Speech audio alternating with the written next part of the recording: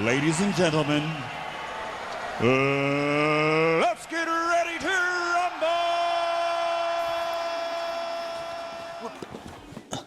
Salut à tous et bienvenue dans le QG du Noblard. Aujourd'hui, débrief de notre Cocorico plus, on va dire.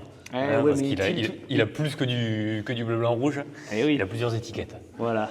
Notre ami Christian Mbili. Voilà, contre Serhiy Derevyanchenko. Tout à fait. Donc combat qui a eu lieu la nuit dernière à Québec, du coup, donc sur le terrain de Christian Mbili.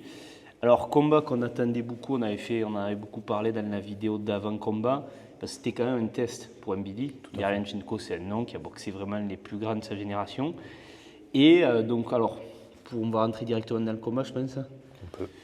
Premier round, Christian, comme à son habitude, agressif, mais je trouve quand même assez bien calculé, c'est-à-dire que ses attaques sont bien, il cadre bien, voilà. Pas jeté, il est actif.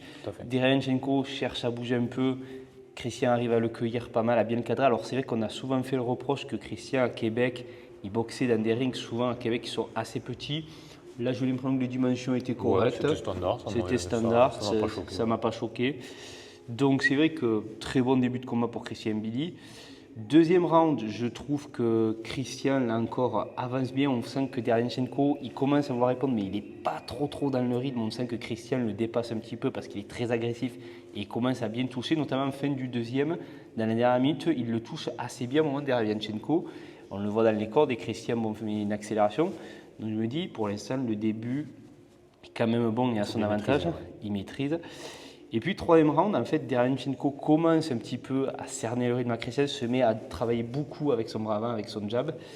Et Christian, moi, ce qui me frappe à ce moment-là, je ne sais pas si toi, ça t'a fait le même effet, mais je vois qu'il commence à baisser les mains, à prendre une inspiration. Il me dit, attends, est-ce qu'il n'est pas déjà cramé après 2 rounds d'excès C'est vrai.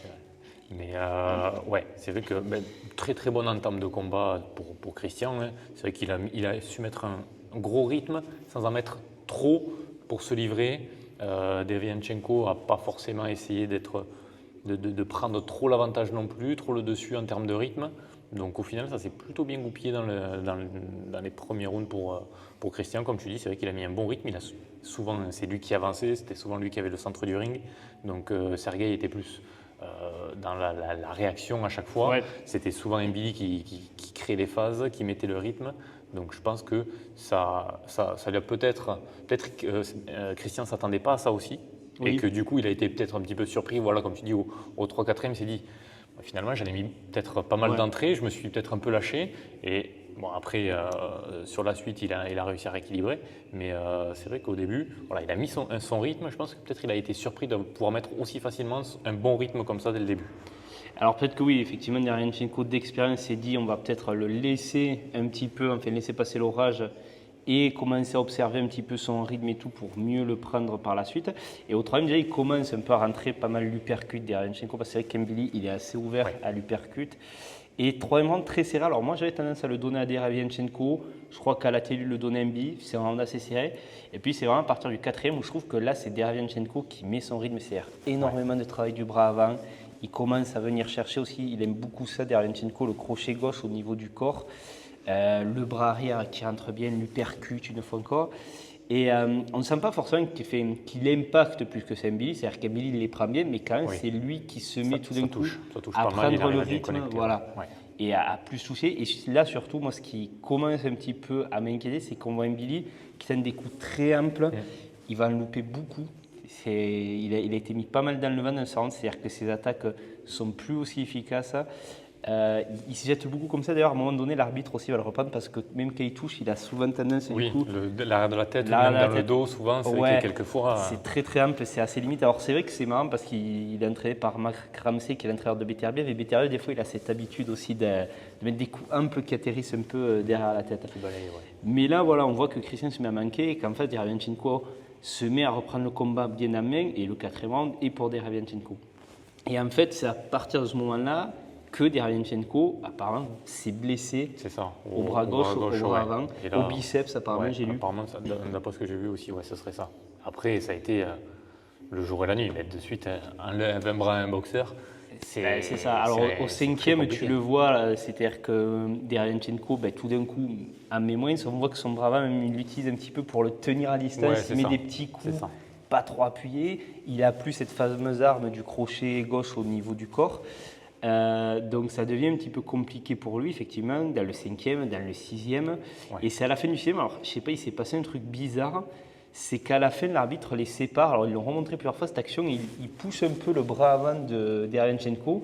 Derevyanchenko, il revient vers son coin. Il leur fait signe vraiment que le bras va pas bien. Alors, je ne sais pas. Enfin, j'ai pas l'impression quand même que ce soit l'arbitre qui en ait rajouté. Je ne sais pas si c'était vraiment. Non, en tout cas, il leur dit qu'il a un problème. Et au septième, moi, ce que je t'ai dit tout à l'heure, ce qui me frappe, c'est qu'il passe en gaucher. Et en fait, il se met à jabber avec son bras arrière, puis d'un coup, il change de position et il met le bras arrière. Je dis, ah ouais, là, il va vraiment avoir du mal. Je pense qu'il ne s'y attendait pas, évidemment. Donc, il se dit, là, il faut que j'essaye quelque chose. Parce qu'en face, Mbili, toujours pareil, il avance, il construit sa boxe, il met du rythme. Derrière, quand tu te retrouves avec un seul bras face à un mec comme ça, qui frappe, qui te lâche pas. C'est très, très compliqué. Parce que bon. Et encore, je trouve que Derevyanchenko, ça ne sort pas trop mal. Il arrive quand même, rien qu'avec son bras arrière, à réussir à placer des coups qui sont quand même assez propres. C'est le paradoxe de ce septième round, c'est qu'en fait, ça va être son meilleur round quelque part, parce qu'il va y avoir un moment où il va durement toucher Mbili. Il le prend en compte. Alors, je n'ai pas vu le coup. Je crois que sur ESPN, il disait qu'il avait l'air d'être un peu bon, on ne le voit pas bien, mais ça a l'air d'être un coup au niveau du corps.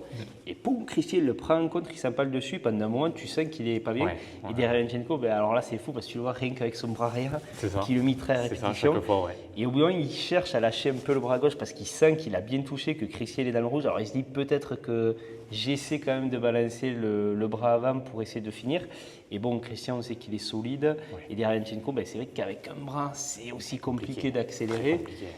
Et à partir de là, en fait, ça sera un peu son dernier moment, Derevyanchenko, parce que même à la fin du round, il se fait bien toucher par une droite et tout. Et après, les derniers rounds, il est en mode survie. Ouais, mais c'est ça. C'est malheureux pour l'aspect général du combat. C'est entre guillemets chanceux pour Mbili qui du coup a eu le combat un petit peu plus facile. Je pense qu'il ne s'y attendait pas aussi et que c'est ce qui a fait que sur le 7e, Mbili a été un peu surpris, c'est que c'est compliqué de battre un mec qui n'a qu'un seul bras et qui change complètement sa boxe comparé aux 3-4 premiers rounds où il utilise ses deux bras, il boxe naturellement et à partir de là, derrière, Derevyanchenko essaie de se réajuster au mieux, de tenter des nouvelles choses, de boxer complètement différemment. Et je pense que Christian a été un petit peu surpris aussi à certains moments. Mais après, pour Sergei, c'était effectivement plus de la survie que de la boxe. Il ne pouvait plus faire grand-chose, on l'a vu. Voilà, je veux dire, les 3 derniers rounds, c'est un peu un chemin de croix pour le pauvre Derevyanchenko. Il en prend des durs et ça, tu vois qu'il est solide. Parce que, et même à la fin, quand même, il a ce moment d'orgueil où il essaie dans les 15 dernières secondes d'aller à l'échange et tout. Mais bon, effectivement, c'était trop tard, quoi. Donc, alors, c'est vrai que cette blessure, elle a faussé le combat, on ne va pas se mentir, parce qu'elle arrive assez tôt. Maintenant, ça reste un fait de match. Alors, on ne sait pas trop comment il s'est blessé. Derevyanchenko, est-ce qu'il a fait un faux mouvement? Est-ce que peut-être aussi un coup d'Mbili parce qu'il se protégeait beaucoup, Derevyanchenko, avec son bras main. Alors, est-ce qu'un coup d'Mbili l'a touché au biceps aussi? On ne sait pas. Donc, ça reste un fait de match. Alors, j'ai vu qu'après le combat aussi, Mbili a dit qu'il était blessé, lui, apparemment, au niveau de l'épaule. Est-ce qu'il a dit ça par rapport au fait qu'il n'ait pas réussi à finir un mec avec un bras et qu'il s'est dit, il va falloir que je trouve un peu une excuse quelque chose Voilà, c'est ça. Mais voilà, donc combat, alors qui aurait pu être, je pense, à mon sens, bien meilleur, effectivement, s'il n'y avait pas eu cette blessure, parce que ça aurait donné vraiment, je pense, les deux se donner très, très dur. C'est resté quand même un beau combat. Malgré ça, je trouve que c'est un combat avec pas mal de rythme, très propre. Il n'y a pas eu vraiment de... L'un comme l'autre n'a pas forcément sali le combat, malgré Derevyanchenko qui était blessé. Il n'a pas forcément fait plus d'accrochage que ça. Il n'a pas tenté de choses pour salir un peu plus le combat. Donc vraiment, du bout à bout, un bon combat malgré tout. Christian qui a fait une très très bonne performance. Et là, pour le coup, si on se base, même si on se base sur les 4 premiers rounds, c'était quand même très très propre de la part de Christian.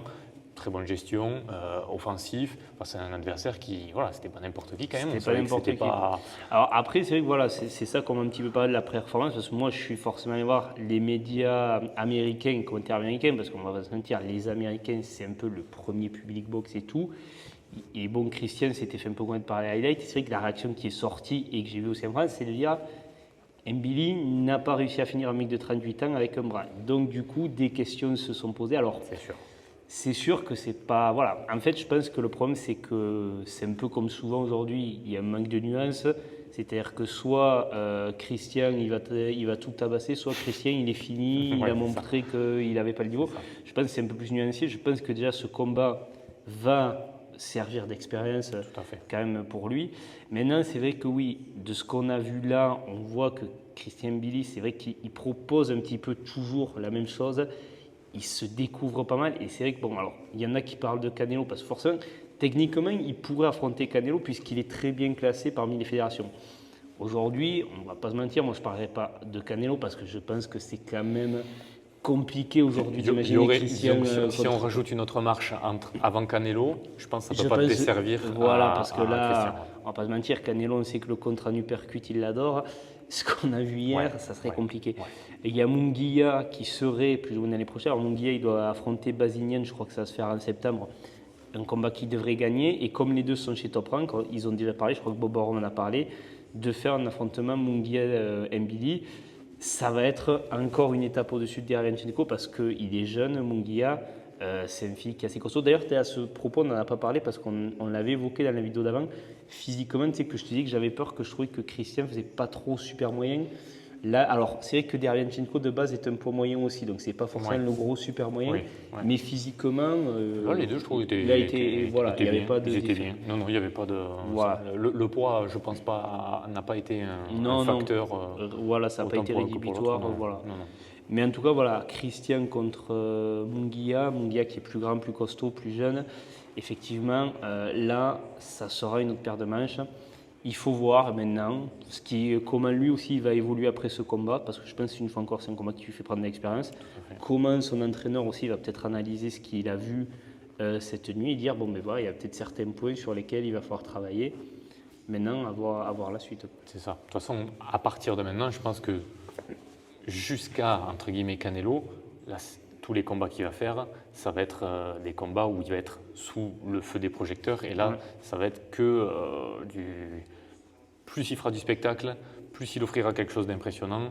Canelo, il signera que si en face, il y a quelqu'un qui C'est ça le problème. fait des étincelles. C'est tu vois. que Il Canelo, ne faut pas lui aujourd'hui, laisser le choix. il cherche les money fights, comme disent Bien les sûr, Américains. bien sûr. Aujourd'hui, c'est vrai que Christian aura du mal à être vendeur aux États-Unis. Donc, une victoire sur Munguia pourrait l'aider. Maintenant, on sait qu'il faut aller la chercher, la victoire sur Munguia. C'est ça. C'est compliqué, mais bon. De toute façon, je pense, moi, je sais que j'en parlais avec quelqu'un avec qui j'ai visionné le combat cette nuit, qui me disait il devrait même peut-être avant Munguia prendre un autre combat, mais je me dis, en fait, est-ce qu'aujourd'hui, un autre combat lui servirait vraiment? Alors oui, il pourrait remettre un KO, ça pourrait être pas mal, mais je pense qu'aujourd'hui, il a un stade, Mbili, où il faut, il n'a pas le choix, il doit gravir les échelons. Là, il lui faut de la visibilité en montant au fur et à mesure. Voilà, il Donc, faut monter de niveau maintenant. Entre Derevyanchenko et Canelo, je pense qu'il y a quand même quelques noms qu'on peut mettre dans la liste qui peuvent lui servir en termes de notoriété, d'image, qui peuvent faire des belles affiches. Donc, voilà, je pense que sur l'année, fin d'année et l'année prochaine, s'il n'a pas le combat pour la ceinture, il faut vraiment mettre des belles affiches pour que, justement, le jour où on lui souhaite, il aura l'opportunité de combattre pour la ceinture, le chemin soit tout tracé et qu'il n'y ait pas qu'on puisse pas dire ah ouais mais juste avant il a battu un mec qui était 30e alors que il avait battu Derevyanchenko. Il faut vraiment des combats de standing pour pouvoir être légitime pour la ceinture. C'est ça. Là maintenant il n'y a plus les tortilles. Surtout qu'après, on ne va pas se mentir, il va y avoir des opportunités peut-être dans la KT parce qu'on sait que Benavidez et David Morrell ont quitté cette catégorie, donc déjà ça désamplifie un peu. Et puis il y a aussi Canelo qui a été dépouillé de sa ceinture IBF récemment. Peut-être qu'à terme, de plus en plus, il y a d'autres fédés qui risquent de le dépouiller. Christian est bien placé, peut-être qu'il peut aller chercher un titre sans passer par Canelo. Alors lui, bon, bien sûr, je pense que dans sa tête, c'est beaucoup Canelo parce que, aussi, on ne va pas se mentir, C'est l'image. C'est l'image, c'est un gros chèque. Avec ou sans ceinture, Canelo, je pense, ça reste même si on lui enlève les ceintures, tant qu'il ne l'a pas fait tomber. Exactement. Maintenant, c'est vrai que voilà, parler de Canelo aujourd'hui, je pense que c'est effectivement encore un peu tôt. Il faut notre tête. Je pense que Munguia, c'est aujourd'hui, c'est le truc qui fait le plus sens. Maintenant, voilà, on aura l'occasion d'en reparler quand ce combat arrivera, mais c'est vrai que ça va être une étape quand même dure à franchir pour Christian, je pense, aujourd'hui. Maintenant, il faut voir. faut pas se. Voilà. Il a eu un combat qui n'était pas forcément facile à venir. Enfin, c'est pas vraiment ça. Techniquement, il a quand même pris beaucoup de rounds, mais c'est vrai que voilà, cette blessure, on ne va pas se mentir, Ça a bien faussé a faussé le truc. Et aujourd'hui, on se retrouve en fait toujours avec un peu autant de questions, alors qu'on pensait que ce combat apporterait des à fait, réponses. ouais. Et en fait, pas tant que ça. Ouais, c'est ça, exactement. Dites-nous ce que vous en avez pensé dans les commentaires. Nous, on se retrouve très bientôt pour des vidéos assez burlesques et fantasques, comme on en a l'habitude. Donc voilà, on commente, on like, on partage, tout le bazar. Et sur ce, on se dit à très bientôt. Ciao. Salut à tous. Elle est pas mal. J'espère qu'on n'entendra pas trop le son de la télé derrière. Ah ouais, c'est vrai, j'y avais pas pensé.